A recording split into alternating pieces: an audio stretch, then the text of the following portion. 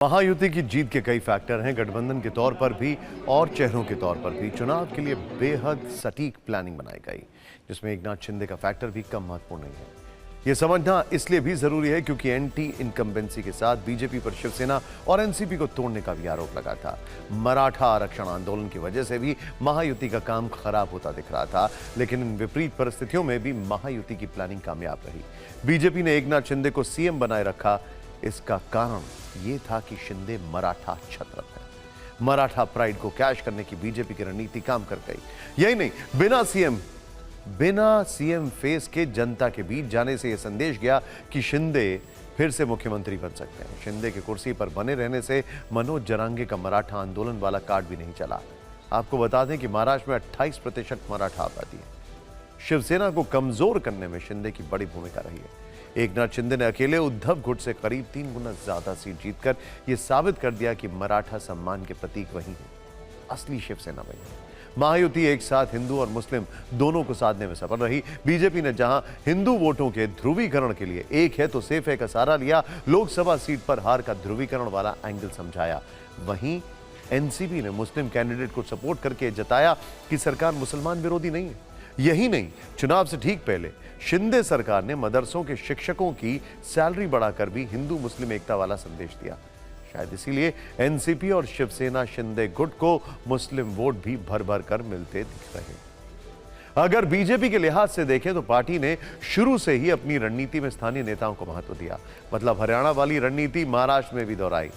मराठा आरक्षण आंदोलन के बाद नाराज चल रहे ओबीसी समुदाय को मनाने का जिम्मा केंद्रीय मंत्री भूपेंद्र यादव को सौंपा गया, जिसमें उनके साथ राज्य बीजेपी के नेताओं की टीम लगी रही।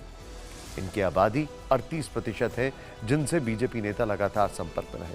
बीजेपी किसानों तक पहुंचने में भी कामयाब रही। किसानों को फ्री बिजली, कर्ज माफी का वादा भी काम कर गया। इसके अलावा प्याज पर एक्सपोर्ट ड्यूटी कम कर दी गई। महाराष्ट्र में 65% आबादी कृषि पर निर्भर है। इस चुनाव में एकनाथ शिंदे ने जहां यह साबित कर दिया कि शिवसेना के असली वारिस वही हैं, तो दूसरी तरफ अजीत पवार ने भी यह साबित कर दिया कि एनसीपी के असली उत्तराधिकारी भी वही हैं। आज अपने भतीजे से चाचा शरद पवार को दूसरी बार बड़ी मात मिली है। पहली बार पिछले साल जब उन्होंने पार्टी तोड़ी थी, और आज न केवल बारामती बल्कि पूरे महाराष्ट्र में अजीत पवार ने साबित कर दिया कि सूबे के पावरफुल पवार वही हैं। इसे आप नतीजों से समझिए। अजीत गुट जहां 41 सीटें जीत कर आया, वहीं शरद पवार गुट सिर्फ 10 सीटें जीतने में कामयाब रहा। यानी अजीत पवार अपने चाचा से 4 गुना ज्यादा सीट जीत गए। एक तरह से शरद पवार बड़ी मुश्किल से दिहाई का आंकड़ा पार कर पाए। इंटरेस्टिंग बात यह है कि अजीत पवार सिर्फ 50 से कुछ सीटों पर ज्यादा पर चुनाव लड़ रहे थे, और शरद पवार 80 से ज्यादा सीटों पर चुनाव लड़ रहे थे, उनकी पार्टी मतलब। इतनी बड़ी हार ने राजनीतिक दांवपेच के माहिर खिलाड़ी माने जाने वाले शरद पवार की चाणक्य वाली छवि को बड़ा झटका दिया।